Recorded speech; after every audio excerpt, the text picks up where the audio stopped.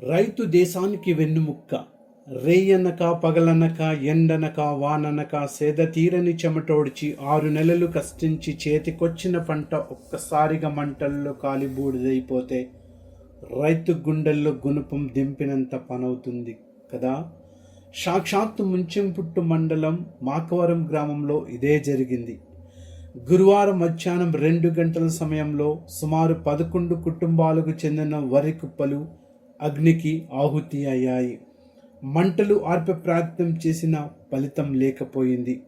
శుక్రవారం ఉదయం ఆర్సీటీవీ బృందం గ్రామానికి సందర్శించి స్థానిక మండల అధికారులకు చరవాణి ద్వారా సమాచారం అందించడంతో స్థలానికి చేరుకున్న ఎంఆర్ఓ, ఆర్ఏ, సెక్రటరీలు.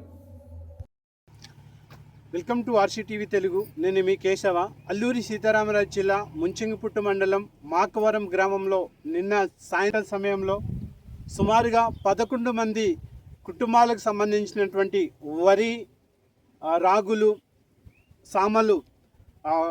సామలు కుప్పలు కాలిపోవటంతో ఈరోజు ఉదయం ఎంఆర్ఓ మేడం గారు వచ్చి ఉన్నారు. అయితే ఎంఆర్ఓ మేడం గారి యొక్క వివరణ అనేది ఈ యొక్క ప్రజలకు నష్టపరిహారం ఏ విధంగా చెల్లిస్తుందో ప్రభుత్వం మనం ఎంఆర్ఓ మేడం గారి ద్వారా మనం అడిగి తెలుసుకుందాం. సార్ నమస్తే మేడం గారు. నమస్తే అండి. మేడం గారు, నిన్న జరిగినటువంటి నష్టపరిహారం చాలా దిగ్భ్రాంతి గురి చేస్తున్నటువంటి సందర్భాలు అయితే మనకు కనిపిస్తూ ఉన్నాయి. సుమారుగా 11 మంది కుటుంబాల యొక్క ఇది వరి అయితే కాలిపోవడం జరిగింది. సో వాటిపైన మీ యొక్క వివరణ చెప్పండి మేడం గారు.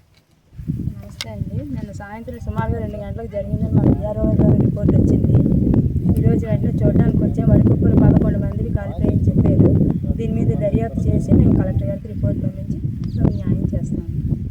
Thank you madam. సో ఇదండి.